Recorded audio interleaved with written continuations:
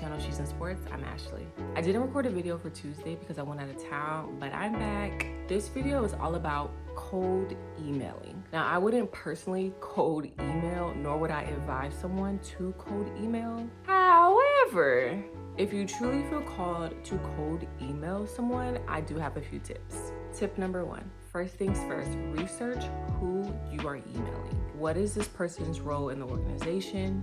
Do they have any recent achievements in or outside of their organization? You can check local news sources, LinkedIn, and other social platforms. You want to use that information to personalize your email to this person. And if you're not exactly sure what their contribution is to their organization, perhaps just don't reach out to them. Don't reach out. For instance, I've gotten emails regarding our graphics on our social platforms. It's like, I'm not a graphic designer. I don't do any of those. Tip number 2, grab the person's attention with your subject line. You don't want to use subject lines that sound like spam or very generic. So like you and every other interest in their email has the same or very similar subject line. Remember, your first job is to always stand out. And I'm not gonna give example subject lines because then those subject lines would then turn into generic ones. So I'm not even gonna bother. Tip number 3, do not forget your call to action. What is the purpose that you're emailing this person or these people for? And if you don't have a reason to contact them, don't contact them. I don't know how else to say this. I'm really not a fan of cold emailing or cold messaging on LinkedIn.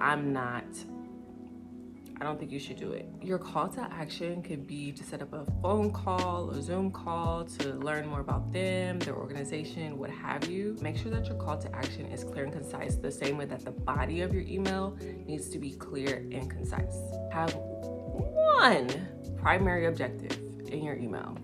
What is it that you want?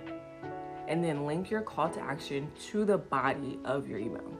Tip number 4, always be professional. I don't care if you two are in the same sorority, fraternity, you all attended the same university. It does not matter. You want to always practice decorum, professionalism. That is, after standing out, on the same level of standing out. It's professionalism, decorum, stand out. It might as well just be one thing. Now, if I was cold emailing someone who also matriculated through Tulane, I would either start my email with hello and roll wave or finish it with thank you and roll wave. Even if I was cold emailing one of my sorority sisters, the endearment name that we use within our sorority and then their last name. I wouldn't even say first name because I don't know them like that. They don't know me like that. We're not friends. And yes, we have something in common, Alpha Kappa Alpha, Sorority Incorporated, but at the end of the day, I still don't know them. Tip number 5, when following up, always be polite. It's okay to be persistent, but still be polite.